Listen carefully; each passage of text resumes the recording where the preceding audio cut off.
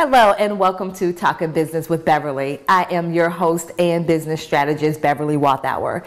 And we want to thank you, the viewers, for joining us. And we know as entrepreneurs, our goal is to ensure that we create time and financial freedom. And so we do this by not only addressing your business needs, but also your physical, mental, emotional, spiritual, and financial needs as well. And now join me in welcoming Victoria Baylor to the show. How are you, Victoria? I'm doing well, Beverly. Thank you. Awesome. And so Victoria is, let me make sure I get this right, a personal brand strategist and an intuitive mindset coach. That's correct. All right. Yes, ma'am. Perfect. And so Victoria is going to make sure that we get ourselves together inside and out. So Victoria, before we get started, I love to play this game with my guests where I ask them 3 random questions. I like games. So you're game to play the game? I'm game. Okay, awesome. So are you a cat person or a dog person? Dog person. I'm allergic to cats. Oh, me too. So hey, there we go.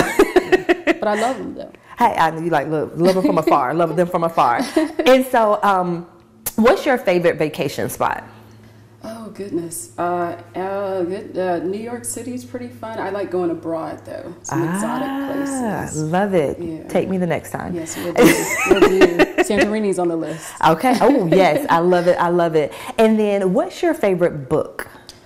Oh, whoa, you hit me with an unexpected one. Well, aside from the Bible, I tend to like anything written by Brian Tracy. I'm all about personal development. I love it. A lot of his books are great. Awesome, awesome, awesome. So let's go ahead and dive on into this conversation. So, tell us just a little bit about yourself. Ooh, that's a loaded question for an introvert. We're starting out the gate. It's wonderful.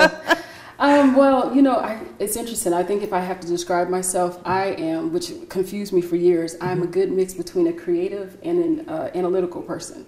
So I love to observe things in nature. I love to observe people. I like to read a ton, watch movies, and just relax. But I really love being in business for myself. And I love it. That aspect. So what is a personal brand strategist? What is that?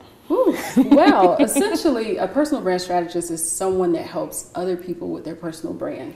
What's interesting is when you mention the word brand, a lot of people tend to think, oh, how does my business cards look? How does my website look? We never tend to think about how brand actually is a reflection of who we are and the message that we're sending. So the question I ask everyone is, how are you being perceived? How do people experience you?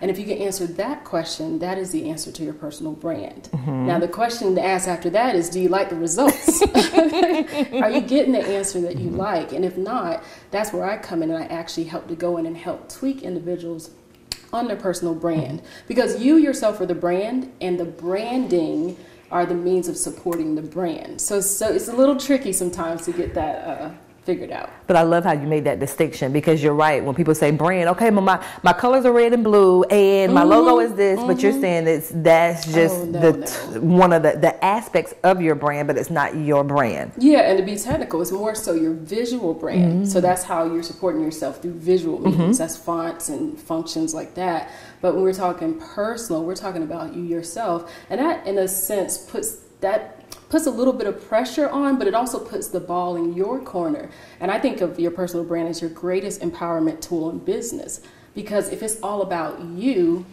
if you're using your gifts, your skill sets, and your talents, then you're able to give yourself a certain amount of leverage in business that will allow you to connect authentically with your clientele. That makes sense. And so now you also said an intuitive mindset coach. What is that? Well, that's where how do those two kind of mix together? Well, that's where the fun begins for me, because for personal branding, because it's something that's not as easily recognized with female entrepreneurs and female professionals, it's so easy to kind of discard it. Well, there's a side to personal branding, I think, that gets blocked, and that's where the intuitive mindset coaching comes in. So in order to help people to achieve personal brand success, which is, if we're thinking about personal branding, I like to think of it on several different levels. We're talking about your communication skills. What are you saying? Your body language. How are you exuding yourself? Your confidence is a tool for your personal brand. Your particular genius, which I'm obsessed with. What about you that God made is so intentional and so unique? And there's several other different aspects. But in order to really get women to tap into that, you have to do, in essence, I like to call it gardening work. So, I believe that the mind is a flourish of flowers and all these beautiful aspects, but there's also in any garden a thread of weeds. And you can't really get people to really proliferate and really develop and grow unless you do some de-weeding. So that's my job as an intuitive mindset coach, is to go in there and find the limiting beliefs, find the confidence challenges, find the things that are obstructing a person from really reaching their greatest potential and connecting to themselves. Do that, and then you can get petunias to bloom and orchids to bloom. And I don't even like flowers like that, but you can get all these amazing internal, types of growth that happen. But it is that kind of yin and yang of gardening, cultivating, but at the same time, checking for those, what I like to call personal brand blind spots, the things that we unintentionally do to sabotage our personal brand. So, okay, no, and because that was something that that self-sabotage is huge. And so, having that other person like over your shoulder, like, hey, you might want to think about this, or hey, what about that? So I think that's powerful. And, you also mentioned, branding being, the visual pieces to it, but then there's some of that internal stuff as well. And so we're going to actually dive deeper into that, because I want to talk to you more, yes, about the visual parts, but also the internal part and some of the things that you've seen with your clients when it comes to that self-sabotage, and kind of like, how did they get there? And then how do you kind of help them get from that space of self-sabotage to kind of walking boldly and confidently in, what it is that they're doing as that entrepreneur and professional. And so we're going to certainly address that right after these messages.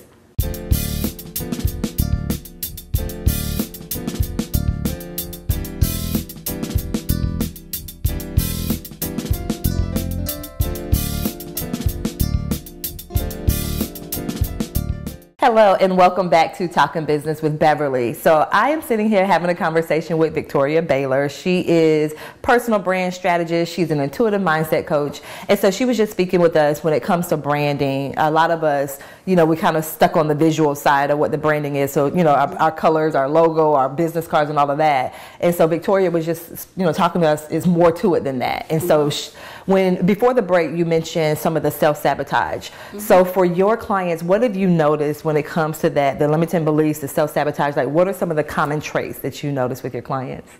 Well, a unique common trait is most of them don't even realize they have the issue. And that's the most, because one thing about it, sometimes it's so easy to cradle something that you kind of get attached to an idea. And then when it gets challenged and you think of it from a different perspective and you realize how it can be sabotaging your business opportunities, something as simple as body language. I've worked with clients that admit they wonder why. Well, they admit they know there's a problem. They wonder what it is, and then they realize that maybe it's the way I look at people, or it's the way they look at me and people feel like, I'm being standoff. Well, we get to go in and actually explore that. Where's that coming from? And how does that relate back to your personality type, the way you manage energy? Oftentimes with women, it's just a matter of knowing yourself well enough to know that, look, I'm an introvert. After some period of time, I need to go recharge my battery, and I probably am not the best person to be around. So I feel like it's the greater love of mine and passion is helping women connect to themselves, because I feel like when you really know yourself, which personal branding is best defined when it's done authentically, because you can step out and always be yourself and never feel like you're trying to be someone else, which is also a huge limiting or a huge struggle with women, feeling like they always have to do this or be this. And then when you ask them, well, who said it had to be perfect? If we take it down from a 110 to a 90, is it still not an A? And I can't tell you how many people breathe a sigh of relief. They're like, you're right. So it's just going in, and that's the unique, I guess that's my superpower, to be intuitive, to see what people don't see and kind of grab hold of that and challenge that for them. I just breathe a sigh of relief for you, because the math teacher in me, when you said, okay, even if I go from 100 to a 9, it's still and you know what? It's still an A. It's still okay. It is. It's going to be all right. And so for your clients, how do they get to that space of where, they felt like it had to be perfect, or how did they get there? Oh my gosh, well, a lot of what I do is, and I have to address this, kind of like our subconscious, beliefs. There's things that we're aware that we believe, but then there's the part of our brains that pick up these messages and cues. They come from, the environments we live in. They come from family pressures. They come from a lot of different places. And we start to subscribe and hold on to those things as truths, and they become pretty much the hurdles that we can't seem to get over.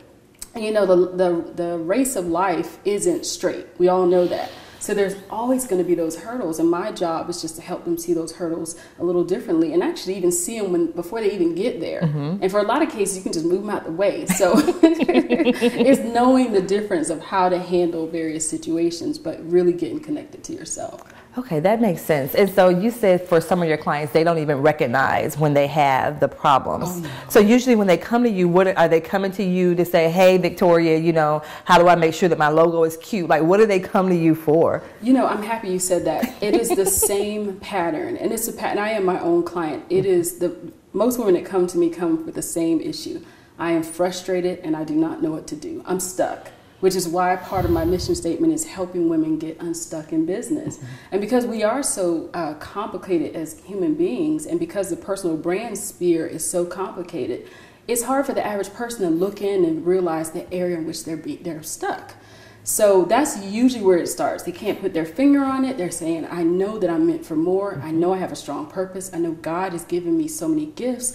I don't know what to do with this. I need help getting unstuck. Help me. Wow. And I'm more than happy to do that.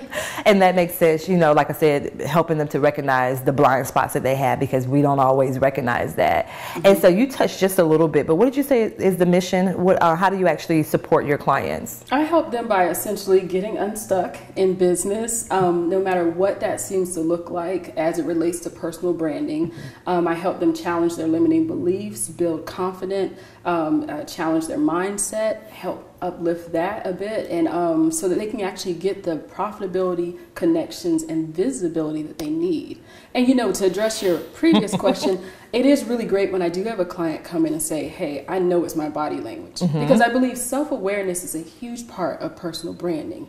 It's about realizing, what am I doing right, but not being so enamored by that. I think the greater question is, where might I be missing something? Because that can be the very aspect that actually, again, goes and sabotages you. I always like to call them blind spots. When you're driving, you can have a perfect record, but that one time you're not paying attention like you're supposed to can be detrimental. The same thing exists in business. So it's really important for us to be self-aware. But on a positive tip, I love looking at your personal branding actually as your empowerment tool. For women, oftentimes we have been, I don't even talk about, sometimes we've been known to take care of other people, know their needs, know their values, but we tend to strip ourselves of that same understanding. And it's so important to be able to realize that I'm in charge of how I want people to see me. If I want to be seen as competent, I can set myself up that way. If I want to be seen as confident, I can exude that. If I want to be seen as someone that's well known or an expert in my field, it's all about me projecting that. What do I need to do that? And your personal branding really is the tool for that. And that makes sense. And so do you notice that some of your clients may experience guilt? Because you mentioned, you know, hey, they've been everything for everyone else. Do they experience any of that guilt? And how do you kind of push them, you know, get them to see that it's okay to look at yourself and take care of yourself? You know, it's a good question. We women are funny, myself is included. I think sometimes we just need someone to say, you have permission. You know, we're so good at doing it for everyone else. We make this, I'm telling you, the world would not run, you know, without half of us. But it's so interesting that we question it when it comes to ourselves. Can I do this? Am I capable of this? And my job is just to challenge ideas that might be blocking you from accepting that greatness in you. And I really do it through unique ways, and I do a lot of personal development assessments, behavioral assessments, things like that. But I think when you show a woman what she is and who she is and how she thinks, she can't really question anything at that point. So from that point, it ends up being the foundation for which we build her personal brand. And then from there, she realized the sky's the limit. I have these specific capabilities. I've always been focusing my strength in the wrong areas. How do I get aligned with me, my needs, my values, my desires, and just really rewire her and then just set her on her path? And man, when you let them loose, when they're at that point, you know how we are. It's a beautiful thing. And one word that you mentioned that I completely relate to is that word permission. Like as women, sometimes we need, hey, you have permission to do. And so, you know, having that coming from that internal place of, hey, I do have permission to achieve X, Y, Z. So I thought that was very powerful when you said that. And the other piece, you know, we touched a little bit on it before. the confidence. And so when they come to you, are they lacking confidence, or is it they have some, but it's, what does that look like for your clients? Well, they come to me, that's an excellent question. They come to me in various stages of confidence. I always call confidence as your currency for success. So essentially, I think we as women, we tend to think, okay, I have a confidence issue, or I either have a self-esteem issue, or I have this. But what's interesting among us as women is it's not really cookie cutter. We're so different in our experiences and who we are in essence and our personalities that it could be, you could have high confidence and low self-esteem, or it could be vice versa. So when it comes to confidence, you can easily gauge if someone does have some of it and then just ways in which to kind of, scurry them along and cultivate it more. But essentially, confidence is built really easily. It's built on self-assurance of one's abilities and, your qualities that you have.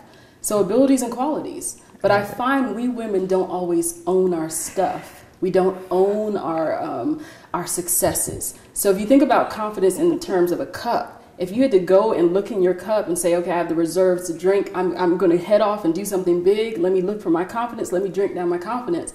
If your cup is empty and you've never really logged in, I did this last week, or I did this, or I did that, and you never really keep tabs on your confidence, you just end up with depleted sources all the time. Wow. And then we wonder why we struggle because we don't really cultivate it. I love that. Oh my gosh, that was so many truths you had in that. And so we're that was my struggle. That's why I know. I can preach on it. Hey, and so we're going to unpack some of that right after these messages.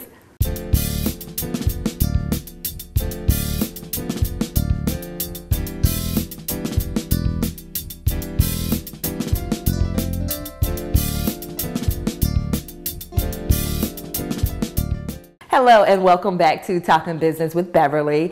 And right before the break, we were speaking with Victoria, and she was just a really powerful nugget that she dropped on us when it comes to confidence. And, just as women, sometimes we don't either one recognize just how powerful we are.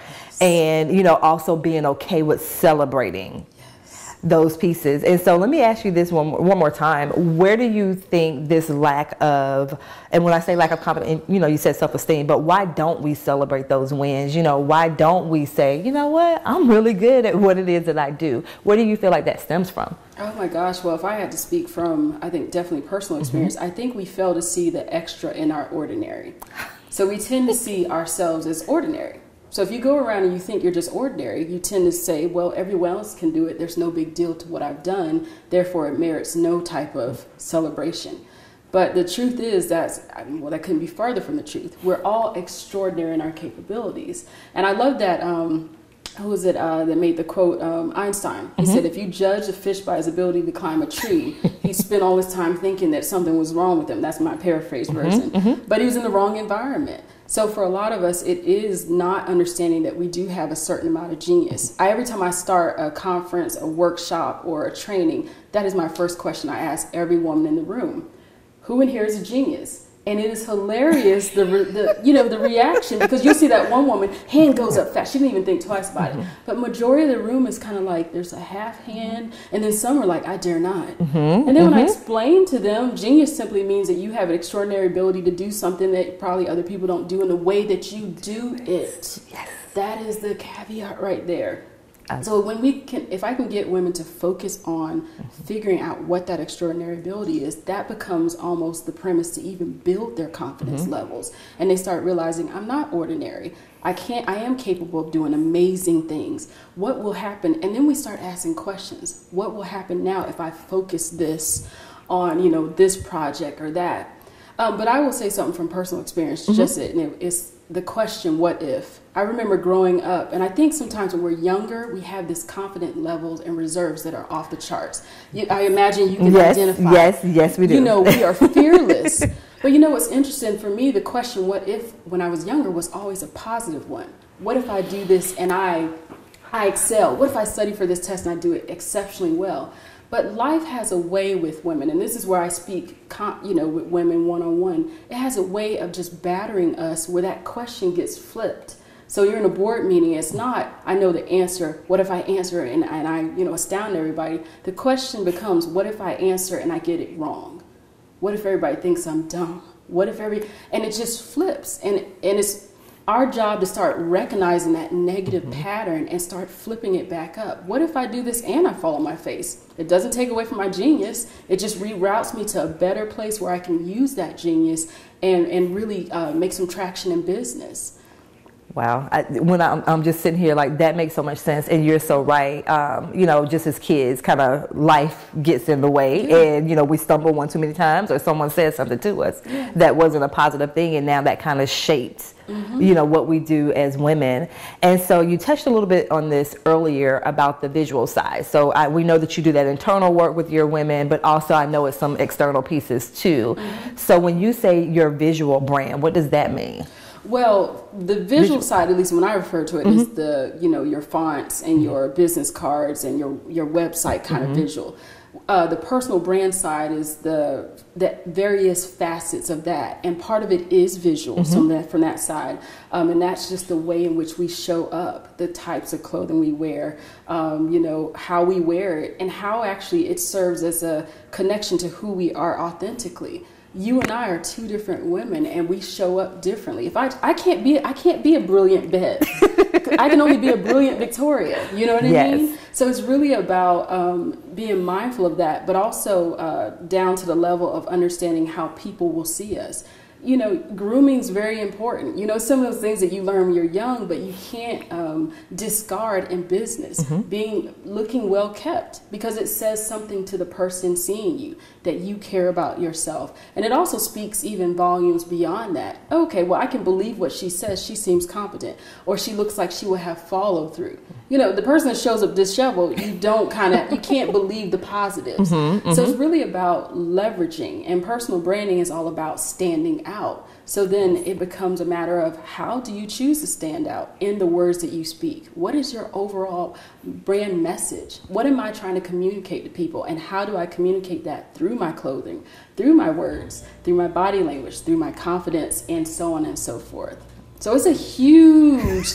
a lot of people just don't think of how deep personal branding is, but it really is, and it's essential for business, because we are the billboards for our business, and it's so important for people to be able to get a clear and concise understanding of who you are and see that congruency. If you see me one day to the next, it should be the same message. We shouldn't be contradicting ourselves in business. It's not going to help you get ahead. Yes. And so once again, I just love how you touched on that and kind of dispel some of the myths when it comes to branding, as far as what it is and what it's not. And so, Victoria, how can my viewers find out more information about you? What's your email and your social media? Sure. I'd be happy to connect. I'm very simple. So it's www.victoriabaylor.com. That's easy. You can also find me email-wise, victoria@victoriabaylor.com. Please drop me a line, and I'm on all social media platforms under my name. Yes, once again, that branding piece. Yes, that's right. So once again, yes, Victoria, thank you so much for joining us. Thank you, Bev. It's a pleasure. You're welcome. And I do want to thank you as well for the viewers for watching as well. And remember, as entrepreneurs, our goal is to create that time and financial freedom. And so we do that by not only addressing our business needs, but also our physical, mental, emotional, spiritual, and financial needs as well. Thank you. Until next time.